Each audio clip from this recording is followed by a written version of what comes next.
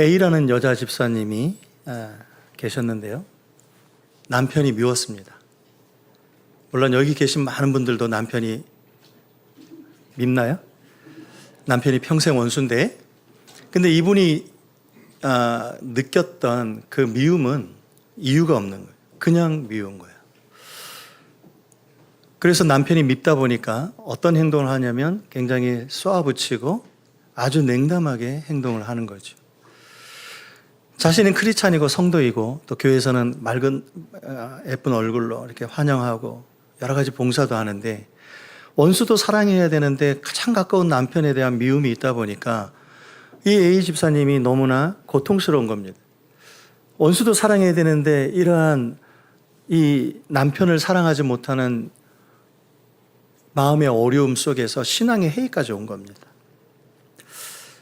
이러한 일들이 우리의 삶 가운데 많이 일어나는데, 예수를 믿고 열심히 봉사도 하고 교회에서 굉장히 좋은 집사님이고 장로님이고 권사님이고 목사님인데 집에 가면은 환영을 못 받는 거야. 다른 가족에게. 회사에 가면 다른 직원들에게 환영을 받지 못하는 거예요.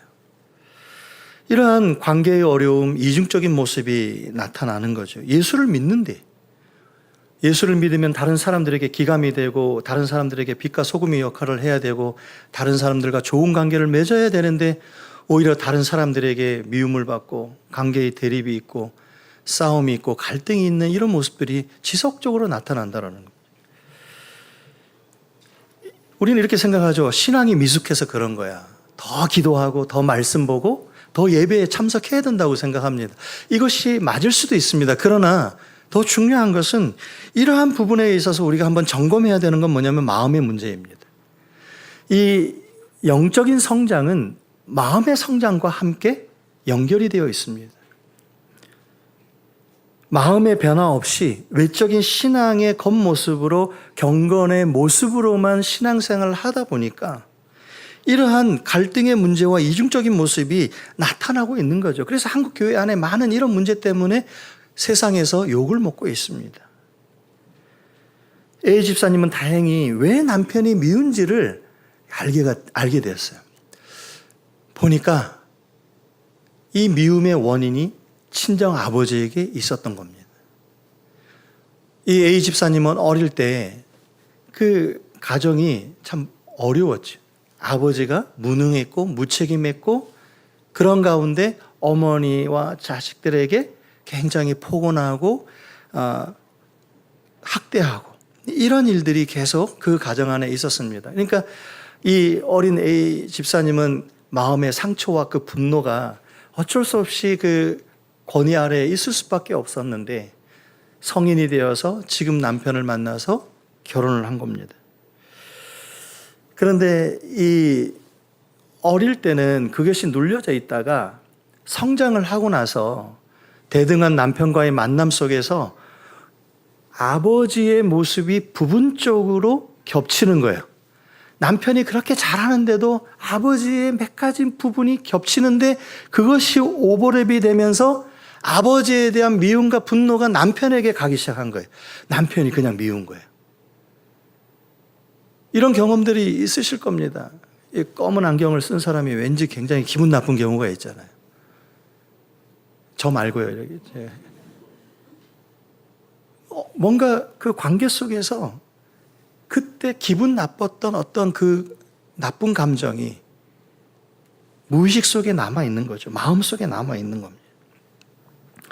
그래서 이러한 분노, 미움이 성장하고 나면 어릴 때의 일이 어릴 때로 끝나지 않습니다.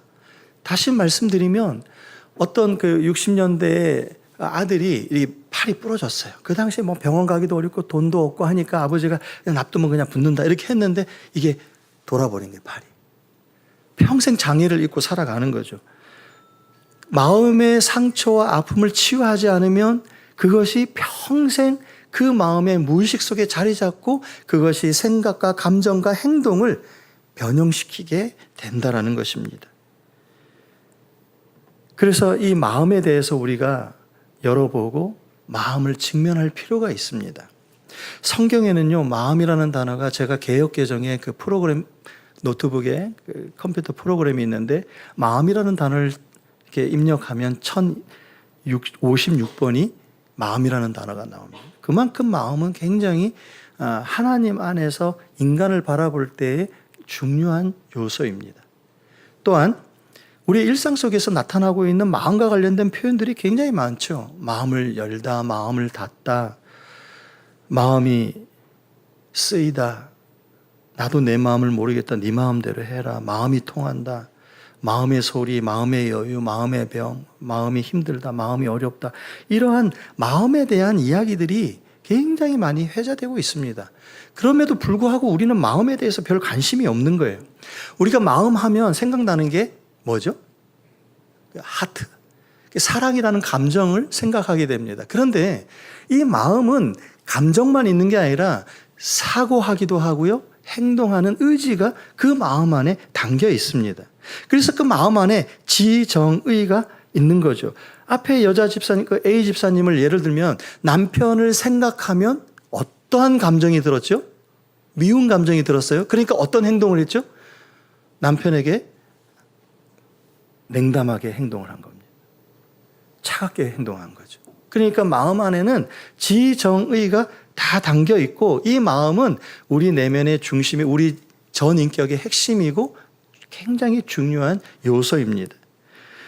그래서 마음의 지정의가 몸에 어떠한 마음이 어떤 우리의 몸과 영에 영향을 주는지를 한번 보고 싶은데요. 먼저 정서에 대한 부분을 한번 보겠습니다.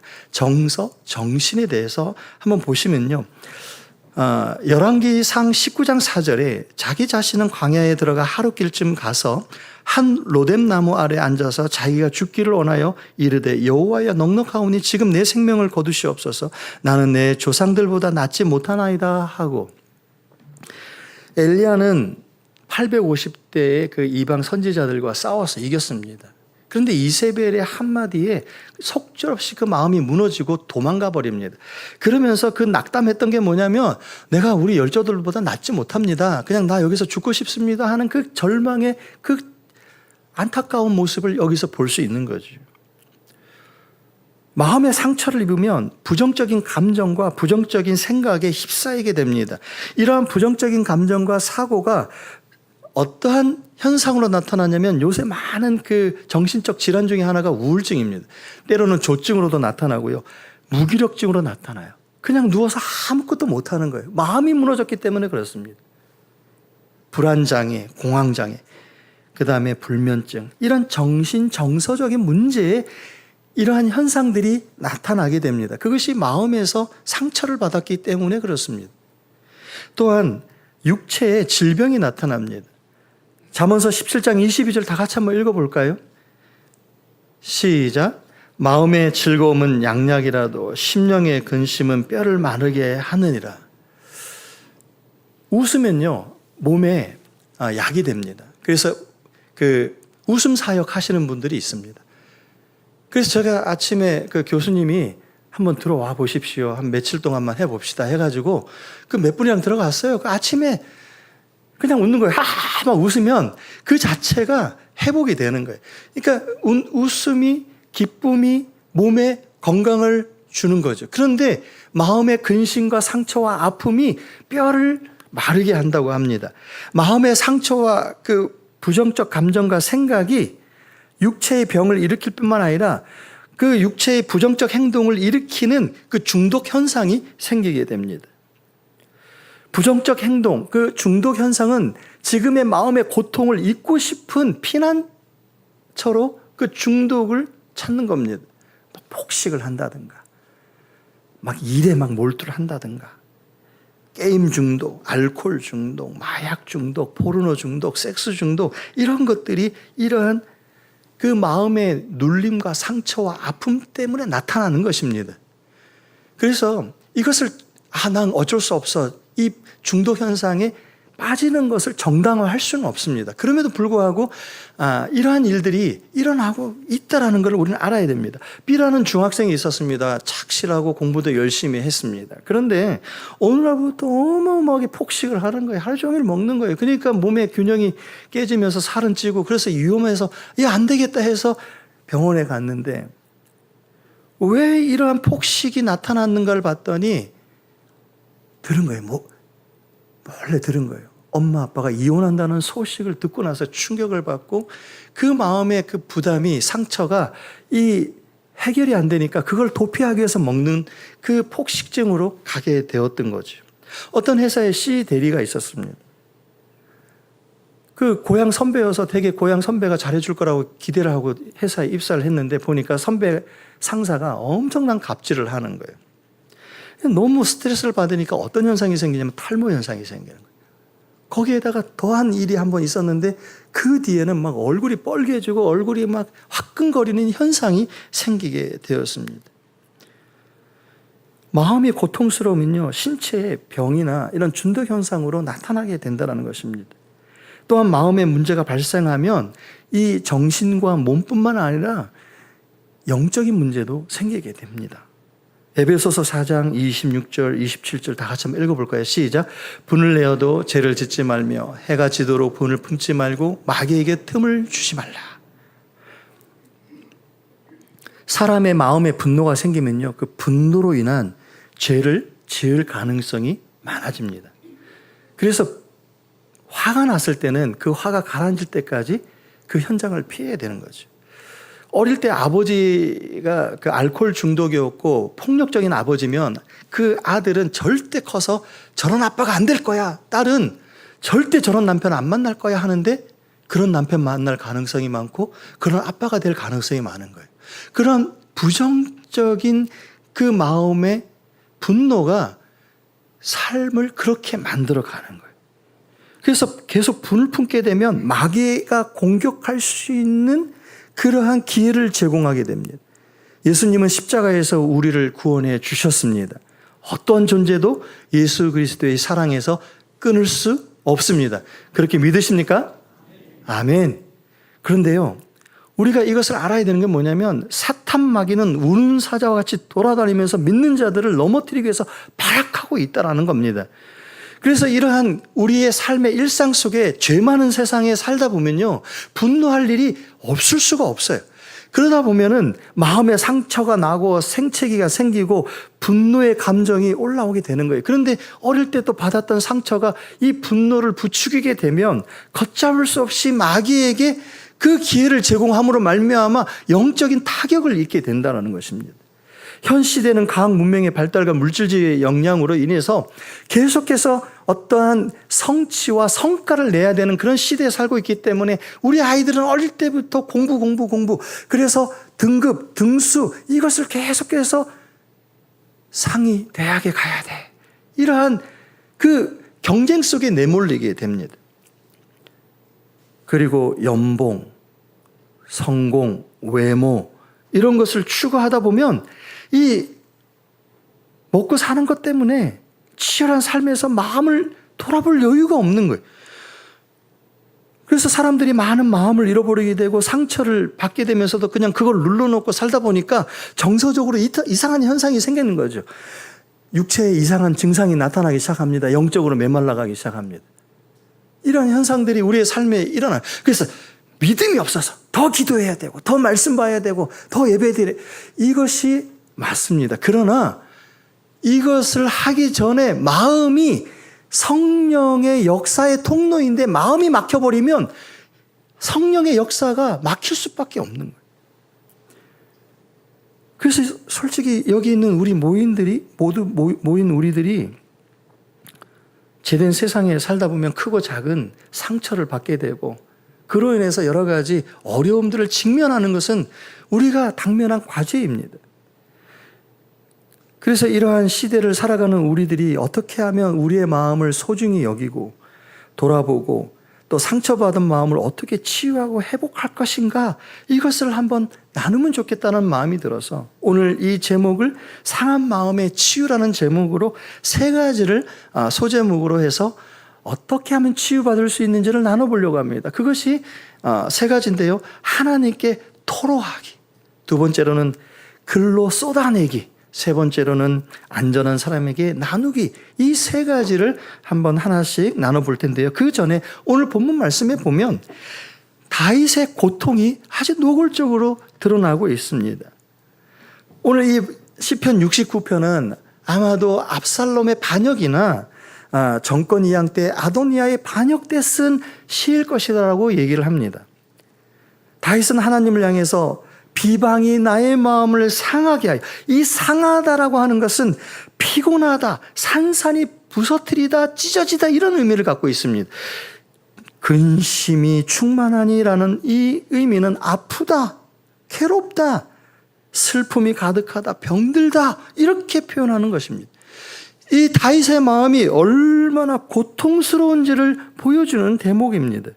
그런데 더 마음이 아픈 것은 위로해 줄 사람이 없다라는 것입니다. 너무나 그 주변의 사람들 속에 있어야 되는데 위로해 줄 사람이 없다라고 그렇게 얘기를 합니다. 실질적으로 다윗 주변에는 많은 사람들이 있었습니다. 그러나 10사람 있다 할지라도 누구 한 사람이 나를 비방하면 굉장한 고독감과 외로움 속에 빠질 수밖에 없습니다. 10사람이 있는 것보다 한 사람의 그 공격이 너무나 크게 다가오기 때문에 그렇습니다. 그래서 상한 마음을 치유하기 위해서는 먼저 하나님께 토로해야 합니다. 쏟아내야 한다는 것입니다. 다윗은 하나님을 향해서 오늘 본문 말씀에 자신의 상한 마음을 토로하고 있습니다. 다윗은 10대부터 기름 부음을 받고 왕이 되기까지 광야에 쫓겨다녔던 사람입니다. 그리고 다윗 혼자 도망가기도 어려운데 똑같이 쫓겨다니고 여러 가지 모함을 받고 여러 가지 어려움을 당한 사람들이 다윗을 찾아오기 시작한 거예요. 그 사람들이 갈수록 불어나는 거예요. 수백 명 불어나는 거예요. 수천 명이 되는 겁니다. 그래서 이런 사람들과 함께 10년을 넘게 도망자의 삶을 살았습니다. 이런 쫓겨오고 상처받고 아픔이 있는 사람들끼리 모이면 굉장히 날카로워요. 날마다 싸움이 일어나는 거예요. 날마다 죽이니 살리니 뭐 이러면서 이런 일들이 지금 사울로부터 도망가야 되는 그 상황이 급박한데도 그런 일이 그 안에서 계속 일어나는 거죠. 웬만한 정신력으로는 버틸 수가 없는 거예요. 미쳐버리는 겁니다. 그런데 이러한 상황 속에서 다윗이 계속해서 그 어렵고 고통스러운 이 과정을 겪어낼 수 있었던, 이겨낼 수 있었던 비결이 뭐냐? 하나님 앞에 나아가서 거룩한 기도도 합니다. 살아계셔서 역사하시는 하나님, 천지 우주 만물을 창조하신 하나님. 그래서 시편 23편과 같은 그런 시도 씁니다. 그런데 다윗은 그 기도 속에 토로하는 거예요. 그 마음의 상처와 아픔을 막 쏟아내는 겁니다.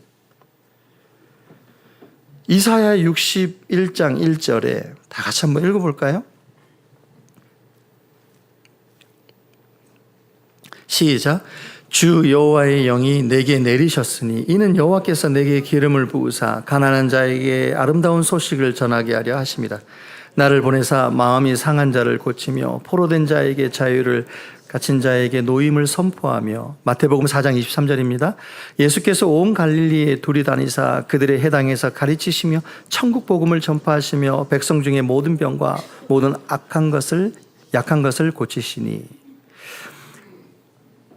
예수님은 마음이 상한 자를 고치시기 위하여, 포로된 자를 위해서, 갇힌 자를 자유케 하기 위하여 이 땅에 오셨습니다. 그래서 예수님이 오셔서 전도하시고 가르치시고 고치시고, 그래서 전도하신 것을 프리칭, 가르치신 것을 티칭, 또 고치신 것을 힐링. 그래서 이 예수님의 3대 사역입니다. 우리는 가르치고 전도하는 것에 많이 초점이 있지만 예수님은 고치셨습니다. 그래서 오늘 우리가 부른 찬송가의 가사에 보면 참 너무나 이 가사가 좋은데요. 마음속에 근심 있는 사람 주 예수 앞에 다 아뢰어라. 슬픈 마음이 있을 때 알아도 주 예수께 다 아뢰라. 주 예수 앞에 다 아뢰어라. 주 우리의 친구니. 예수님은 우리의 거룩한 기도만이 아니라 마음이 온통하고 아파요 하면서 구구절절히 눈물을 흘리며 하나님 앞에 나아가 예수님 앞에 나아가 그걸 아랠 때 거룩한 주님의 전도의 사역을 하다가 또 여러 가지 죄성이 있는 사람들과 어울리다 보니까 상처받는 그 아픔 속에서 아뢰는 겁니다. 마음을 지키기가 쉽지 않은 세상에 우리는 우리의 마음과 고통과 아픔을 토로할 수 있는 예수 그리스도가 계신 줄 믿습니다. 그 앞에 나아가 여러분의 그 상한 마음, 아픈 마음을 구구절절히 토로하시는 여러분이 되시기를 주의 이름으로 축원하고 축복합니다. 그때 우리는 치유의 역사가 일어납니다. 그런데 안 아픈 척, 괜찮은 척, 강한 척 그렇게 하면서 척척척 하면서 살아가는 거예요. 내 안에는 갈기갈기 찢어진 마음으로 너무나 힘들어서 내 정서적으로 육체적으로 영적으로 힘든데도 체면, 직분에 대한 그 막연한 책임 이것 때문에 내가 아픈 걸 얘기하지 않는 거예요. 그러다 보니까 어려운 거예요. 그러다 보니까 여러 가지 문제들이 생기는 거예요. 그러면서도 자기는 절대 아프지 않다라고 얘기를 하는 겁니다. 아프면 아프다고 얘기를 해야죠. 그래야 치유의 역사가 일어나고 치료의 역사, 회복의 역사가 일어나게 되는 것입니다. 감추지 마시기 바랍니다. 주님은 여러분의 아픔과 상처를 토로할 때 다 들어주시고 그 아픔을 받아주시고 온전케 치유해 주십니다. 그 조목조목 아픈 것들을 주님 앞에 나아가 그 상한 마음을 아뢰일 때 주님의 성령의 역사가 강력하게 일어날 줄 믿습니다. 아멘. 두 번째로는 좀 생소할 수 있지만 마음일기, 감정일기를 쓰는 것입니다. 다윗은 도망 다니면서도 하나님께 기도했을 뿐만 아니라 그것을 시로 기록을 했습니다. 적자생존이 무슨 뜻인지 아세요? 강한 자가 살아남는다는 얘기가 아닙니다. 적는 자가 살아남는다는 얘기입니다. 그래서 적어야 돼요. 적자. 그러면 산다. 그래서 우리의 삶 속에 글로 내 감정을 표현하는 것이 굉장히 중요합니다. 그래서 비밀 노트를 하나씩 사셔서 써보시는 것도 좋고요. 뭐 컴퓨터로 이렇게 써보시는 것도 좋습니다. 그래서 다윗은 글을 쓰면서 노골적으로 감정을 드러냈는데 원수를 징계시켜 주십시오. 저들을 처벌하여 주십시오. 이렇게까지 그렇게 쓰고 있습니다. 예방의학에서 글쓰기의 그 방법이 있습니다. 그래서 그 글쓰기를 제시합니다. 몇 년 전에 그 드라마 중에 나의 해방일지라는 드라마가 있었습니다. 참 좋은 메시지들이 많기 때문에 참 저한테 많이 기억이 남습니다. 그래서 이걸로도 한번 설교를 한번 한 적이 있는데요. 회사에서 여자 주인공이 그 서울에서 근무를 하는데 경기도 외곽에 사니까 왔다 갔다 하는 것 자체가 너무 바쁜 거예요. 그러니까 동아리고 뭐고 그 신경 쓸 여력이 없습니다.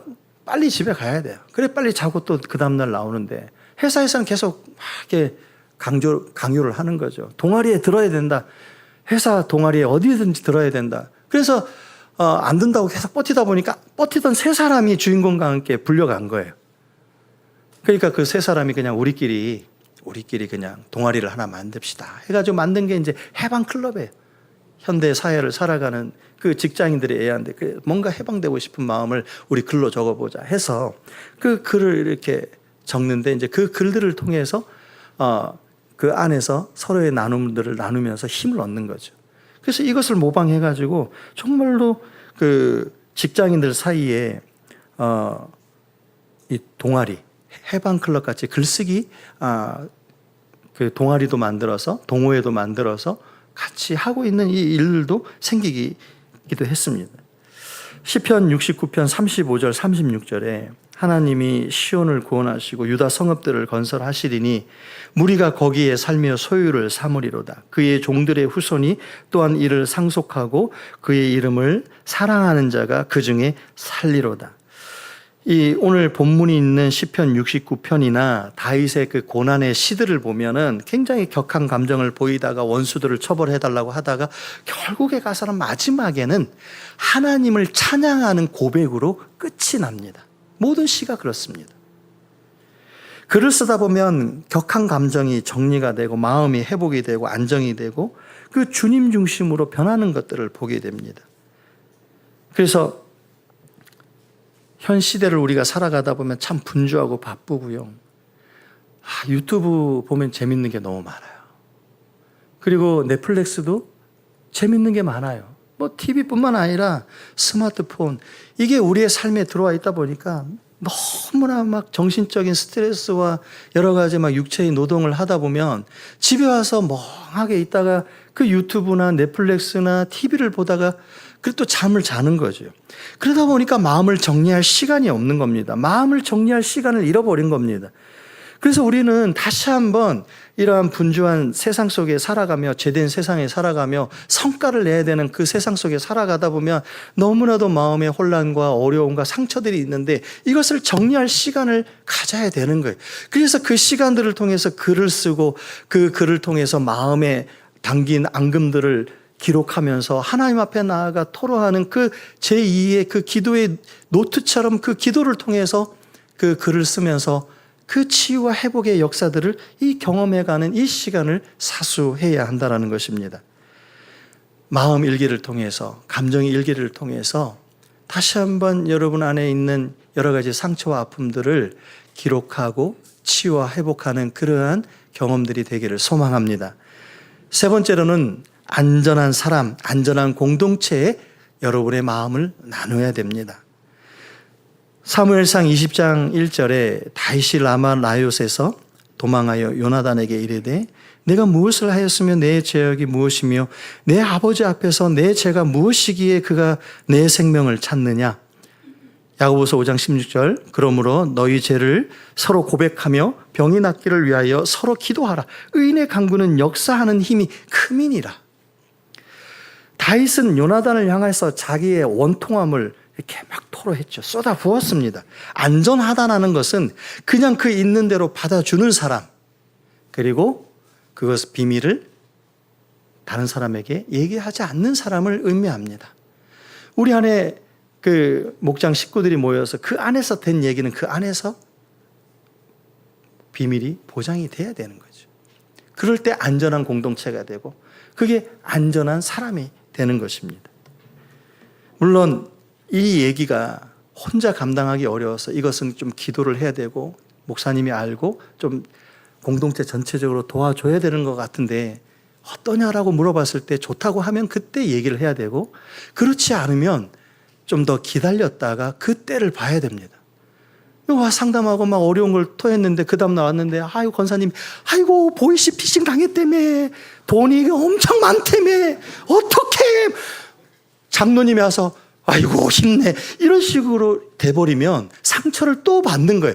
이 보이스피싱을 당한 사람들은 내가 그 바보같이 그렇게 내가 똑똑하다고 생각했는데 내가 잘났다고 생각했는데 보이스피싱을 당했던 그 자존심이 또 상처를 입는 거랍니다. 그러니까 우리 안에 이러한 이야기들이 정말로 잘 정제되어서 안전하게 적어도 그 아픔을 나눈 사람에게 물어본 다음에 이것이 얘기가 돼야 되는데 교회 안에서 한번 나눴는데 그게 온 교회에 소문이 나버렸을 때 그것으로 인해서 마음의 상처를 받는 경우가 많이 있다는 것입니다. 그래서 안전한 사람, 안전한 공동체를 우리는 만들어 가야 한다는 것입니다. 다윗은 기름 부음 받은 초기에 신뢰할 수 있었던 사람이 요나단이었습니다. 하나님이 붙여준 사람이었죠. 다윗은 요나단을 향해 다윗의 아버지가 요나단을 향해서 요나단 당신의 아버지가 나를 왜 죽이려고 하느냐? 내가 무슨 잘못을 했느냐? 하면서 막 그 원통함을 쏟아냈어요. 요나단은 그것을 받아줬어요. 그리고 그 비밀을 유지해줬어요. 그리고 다윗이 도망갈 수 있도록 도와줬습니다. 우리의 마음의 상함과 상처를 안전한 사람에게 나누는 것이 필요합니다. 이런 친구가 있는 것이 필요합니다. 이러한 동역자, 이러한 공동체가 있는 것이 필요합니다. 그래서 교회는 그런 공동체가 이미 되어 있는 것입니다. 그래서 같이 모이는 것이 굉장히 중요합니다. 낮에 가끔씩 손님을 대접하기 위해서나 또 설교 준비한다고 제가 가끔씩 이렇게 커피숍에 가거나 회의를 한다고 가면 거의 앉아 계신 분들이 여성분이 90%입니다. 고주파로 이렇게 아이고 권사님 하면서 막 서로 집사님 이러면서 서로 막 대화를 해요. 또 여자분들 와서 막 친구들 만나서 막 이렇게 떠듭니다. 수다를 떤다고 하죠. 한 3-4시간을 떠들고 가면서 이제 김창욱 교수님의 표현에 의하면 그 3-4시간을 실컷 떠들고 가가지고 막 떠나면서 또 헤어지기 아쉬우니까 중요한 얘기는 전화로 해 이렇게 얘기를 한다는 거예요. 여성분들이 오래 사는 이유가 그 중에 하나가 이 수다를 떠는 거라고 합니다. 이게 얘기를 많이 하니까 자기의 앙금들을 이렇게 쏟아내는 거죠. 한국의 정서는 그런데 한 가지 어릴 때부터 남자들이 우는 거를 많이 막았습니다. 남자는 평생 3번만 우는 거야. 이거 거짓말입니다. 그 새빵글 거짓말입니다. 우리나라는 이러한 것에 눌려 있습니다. 남자 새끼가 뭐가 되려고 맨날 저렇게 저는 어릴 때 좀 아버지가 아이고 저놈은 눈이 커가지고 맨날 눈물을 글썽글썽하고 이런 얘기를 많이 들었어요. 그래서 제가 눈물이 이렇게 막 글썽글썽할 때 눈을 깜빡깜빡깜빡 해요. 눈물 말르려고. 이러한 이게 눌림들이 있습니다. 그래서 교회에서 이렇게 감정을 나누는 것은 굉장히 자연스러운 건데 이 감정을 나누고 나 상처받았어, 나 마음이 좀 아파 이런 얘기를 하면 믿음 없는 사람으로 취급을 합니다. 이런 것은 바뀌어야 된다고 생각을 합니다. 우리가 감기에 걸렸을 때 재채기 하는 거랑 믿음이랑 아무 상관이 없습니다. 마음의 상처를 받고 그 마음을 표현하는 것 자체는 믿음과 아무 상관이 없습니다. 물론 여기에 한 가지 전제가 있습니다. 재채기를 할 때 많은 사람들과 함께 있을 때는 예의를 지켜야 되죠. 입을 막고 재채기를 해야 됩니다. 사람들 많은 데서 왜 이렇게 하면은 예의 없는 겁니다. 손을 가리고 고개를 숙이고 해야죠. 마찬가지로 우리가 감정을 나눌 때 공동체 안에서 그 분위기 안에서 잘 얘기를 해야 됩니다. 그냥 내 감정을 막 함부로 막 다른 사람들 이 사람 저 사람한테 쏟아내면 그것이 오히려 치유의 방해가 될 수 있습니다. 그래서 특히 남자들이 마음이 상했을 때 혼자 삭힐 때가 많고 이렇게 꾹꾹 눌러놓는 겁니다. 다윗은 요나단에게 자신의 원통한 마음을 터넣었던 것처럼 이것은 우리에게 좋은 모델이 됩니다. 10년 전인가 사역을 하다가 마음이 이렇게 왜 힘든지를 몰랐는데 그게 보니까 마음이 어려웠던 거예요. 저는 굉장히 열심히 사역하고 열정적으로 사역하면 사역자가 할 책임을 다 한다고 생각했습니다. 그런데 제 안에 마음에 뭔가 어려움이 있고 힘이 빠지고 막 무기력해지고 막 우울해지고 막 이런 일들이 일어나는 거예요. 관계 속에서 어떤 사역을 하면요. 어떤 사역 속에서든 그런 어려움들이 생기게 마련인데 거기에 대해서 잘 모르는 거예요. 믿음으로 이렇게 살았던 거죠. 그 누구에게나 이런 마음을 내가 마음이 힘든데 어렵다고 학생한테 얘기하기도 어렵고요. 후배 간사들한테 얘기하기도 어렵습니다. 그러니까 이런 부분들을 또 아내에게 얘기하면 이 감정이 전이가 됩니다. 근데 꼭 전이가 되기 때문에 안 나누는 건 아니고요. 가끔씩 이렇게 아내가 막 코치코치 캐물어요. 뭐 어려운 게 뭔데 이렇게 물어보면 좀 이렇게 조금 이렇게 포장해가지고 모호하게 누가 했는지 아닌지 모르게끔 해서 마음이 이렇게 해서 어려워 이렇게 얘기를 합니다. 그럼 저희 아내가 막 이렇게 듣고 있다가 당신이 잘못했네 뭐 이렇게 얘기를 하는 거예요. 다시는 얘기를 안 합니다. 저를 2번 죽이는 겁니다.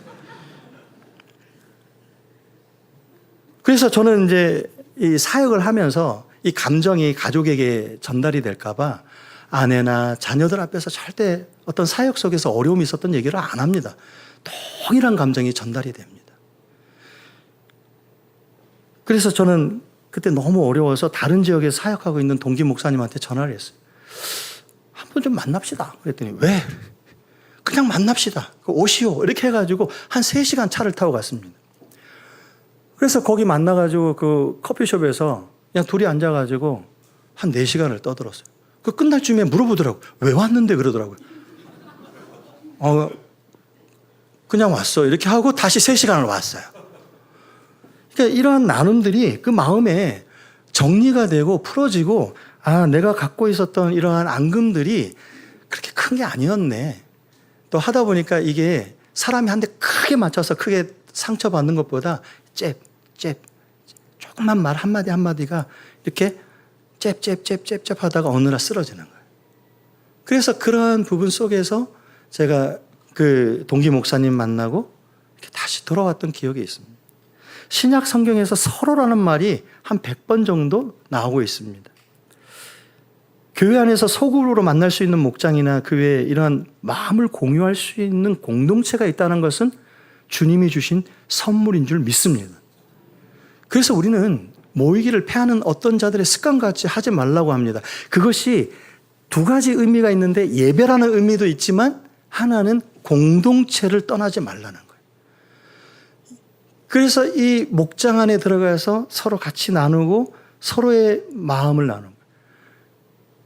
내가 너무 힘들고 어렵고 나는 내가 온 세상의 상처를 다 받은 것 같은데, 다른 분이 나누다 보니까 아이고, 내가 갖고 있는 이 아픔과 상처는 세 발의 피네, 이런 생각이 드는 거예요. 그러니까 거울 치료가 되고 나눔을 통해서 치유와 회복도 일어나는 겁니다. 우리 교회 모든 분들이 안전한 사람, 안전한 공동체가 되어서 이 치유하는 역사가 일어나기를 주의 이름으로 축원하고 축복합니다. 아멘. 호세아 10장 12절에 너희가 자기를 위하여 공의를 심고 인애를 거두라. 너희 묵은 땅을 기경하라. 누가복음 13장 8절에 대답하여 이르되 주인이여 금년에도 그대로 두소서. 내가 두릅하고 걸음을 주리니. 이 묵은 땅을 기경해 엎어버려야 되죠. 그 안에 있는 돌들과 자갈들과 여러 가지 것들을 끄집어내야 됩니다. 가시덤불, 잡초를 다 이렇게 드러내야 되는 거예요. 우리의 마음에 상처로 인해서 묵어있는 여러 가지 상처의 돌이나 아픔의 돌이나 이러한 가시덤불들을 이렇게 드러내야 돼요. 이 드러내는 과정이 시간이 걸립니다. 그래서 마음의 치유와 회복은 하루아침에 일어나지 않습니다. 반드시 시간이 걸립니다. 한 학생이 와서 마음의 상함과 아픔들, 자기 자신에 대한 어려움들을 얘기해요. 한참 설명해주면 은혜 받았어요, 목사님. 너무너무 고맙습니다. 다음에 만나면 또 도루묵이에요. 또 얘기합니다. 그 시간의 과정들이 몇 년이 걸려요. 그래도 계속돼요. 그러면 그것이 차츰 변화되어 간다는 것입니다. 우리 마음 안에 있는 그러한 돌들, 상처, 아픔, 고통들을 드러내는 작업들을 통해서 치유와 회복의 역사가 일어나기를 소원합니다. 하나님께 토로하고 글로 표현하고 안전한 사람, 안전한 공동체에서 그 나눔을 통해서 이 치유와 회복의 과정들을 통해 아까 A 집사님처럼 왜곡되어져 있던 것들이 바로 회복되고 전인적인 성장을 이루어가는 우리 모두가 되기를 주의 이름으로 축원하고 축복합니다. 마무리하겠습니다. 물질주의, 과학 문명, 그리고 서서히 AI가 중심되는 세상에 우리는 살고 있습니다. 인간의 마음이 들어설 곳이 없고 인간의 비인격화가 되어가는 세상 속에 우리는 살고 있습니다. 이러한 시대를 살아가면서 무한 경쟁과 성과와 성취와 성공만을 추구하고 살아가다 보니까 마음이 죽어가고 있는 것입니다. 이러한 시대에 하나님 백성된 우리들은 우리의 마음을 살피고 우리의 마음을 치유하고 건강한 마음을 세상에 보여주고 그리하여 예수 그리스도의 사랑을 세상에 쏟아 부어주는 그러한 저와 여러분 우리 가포교회가 되기를 주의 이름으로 축원하고 축복합니다. 이 시간에 함께 기도할 때 하나님 앞에 오늘 그 A 집사님처럼 우리 안에 있는 부정적인 감정과 상처와 그런 행동들이 남아서 왜곡된 모습들로 살아가고 있는 것은 없는지 한번 돌아보면서 하나님 나의 마음에 묵혀있는 것들을 드러내 주시고 치유하여 주시고 직면하기 어려웠던 마음의 상처와 아픔들을 주님 앞에 아뢰고 이러한 치유의 방법들을 통해서 회복되어 갈 수 있도록 전인적인 사람으로 성장해 갈 수 있도록 도와주십시오. 또한 마음의 상처와 아픔으로 해서 세상과 단절하고 하나님과 단절하고 교회와 단절하고 혼자 아파하며 살아가고 있는 그러한 분들이 있다고 한다면 기도하시면서 하나님, 그 마음에 묻고 있는 어둠의 권세를 예수의 이름으로 풀어주시고, 하나님, 그 성도들의 마음을 새롭게 회복하여 주십시오. 하나님 앞에 나올 수 있도록 도와주십시오. 우리 이 두 가지의 기도 제목, 나와 내 주변에 있는 분들을 위하여 함께 합심하여 기도하는 시간을 갖도록 하겠습니다. 살아계셔서 역사하시는 하나님 아버지, 감사와 찬송을 드립니다.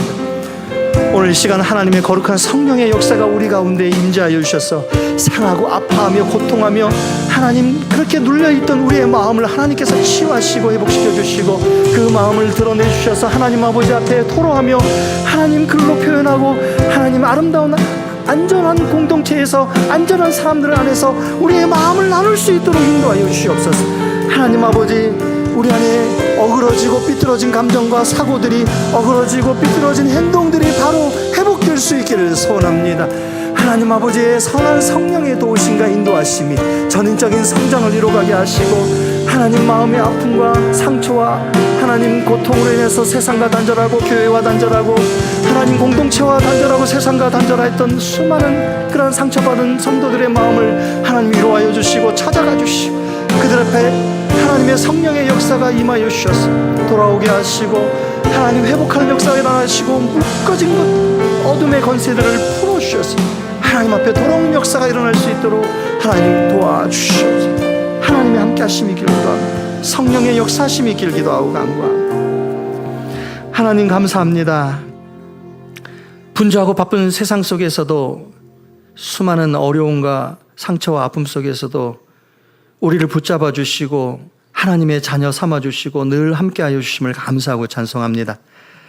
열심히 살아가는 성도들의 삶 가운데 혹이나 마음의 상처와 아픔으로 힘들어하고 있는 성도들이 있다고 한다면 치유하여 주시고 회복시켜 주시옵소서. 하나님의 은혜와 사랑으로 살아갈 수 있도록 도와주시고, 오랜 세월 신앙생활을 해왔지만 마음이 다쳐서 하나님을 향하여, 교회를 향하여, 세상을 향하여 마음을 닫고 있는 성도들이 있다고 한다면 묶고 있는 어둠의 영들을 예수의 이름으로 떠나가게 하여 주시고, 예수 그리스도의 그 사랑으로 다시 한번 회복시켜 주셔서 전인적인 성장을 이루며 하나님 나라의 영광된 삶을 살아갈 수 있도록 축복하여 주시옵소서. 오늘 함께 예배하는 모든 성도들을 위해 삼위일체 하나님의 평강과 사랑이 우리 가운데 충만하게 임재하여 주셔서 하나님의 은혜 안에 더욱더 마음이 변화하고 성장하고 자라갈 수 있도록 인도하여 주시옵소서. 예수님의 이름으로 기도드립니다. 아멘. 예, 다 같이 일어나셔서 한번 서로 인사하겠습니다. 우리 마음을 소중히 여깁시다. 마음을 치유합시다. 우리 찬양으로 하나님 앞에 고백합니다.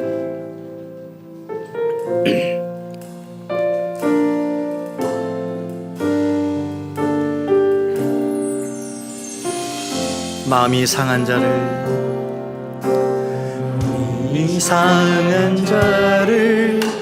고치시는 주님, 하늘의 아버지 날 주관하소서.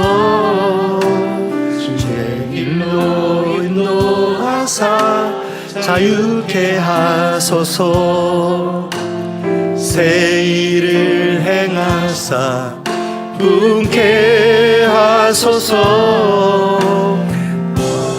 의에 줄이고 목이 마르니 성령의 기름 부소서. 의에 줄이고 목이 마르니 내 잔을 채워주소서. 성령으로 채우사, 성령으로 채우사 주보게 하소서. 주인 임재 속에 은혜 알게 하소서. 주 뜻대로 살아가리 세상 끝날까지. 나를 잊으시고 새날 열어주소서. 의에 줄이고 줄이고 목이 마르니 성령의 기름 부으소서. 의에 줄이고 목이 마르니 내 잔을 채워. 의에 줄이고 목이 마르니 의에 줄이고 목이 마르니 성령의 기름 부으소서. 의에 줄이고 목이 마르니 내 잔을 채워 주소서. 축도하겠습니다. 이제는 우리 주 예수 그리스도의 은혜와 하나님의 무한하신 사랑과 성령의 감화 감동 충만 교통하심이 마음에 치유받고 전인적인 사람으로 성장하여 하나님 나라를 위하여 살아가기 원하는 오늘 예배한 모든 성도들 위해 이제부터 영원토록 함께 하시기를 축원하옵나이다.